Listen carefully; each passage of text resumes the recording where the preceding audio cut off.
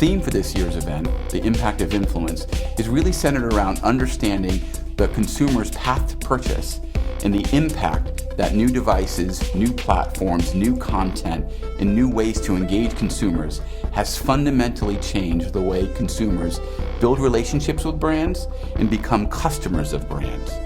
Today it's Facebook, it's Twitter, it's the open web, it's YouTube, right? And that's the question that keeps coming up, right?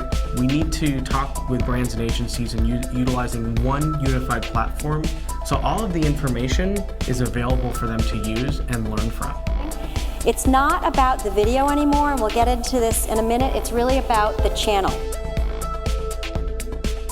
The impact of influence is all around us. We've always, from a brand building standpoint, you always care about thought leaders and influencers. And there's not just a set group of people now that you need to think about. You really need to think about all the engagement that's happening. We, as an industry, are really trying to get a better idea of what success actually means, right? So as you think about the impact of influence, impact gets to what are we actually doing here, right? So what effect are we having? I think we get a lot of questions around measuring that success. Openness, conversations, communities, participation are the big things that we want to lock onto. There's so many conversations about Facebook and Twitter right now. You can go anywhere and have that conversation.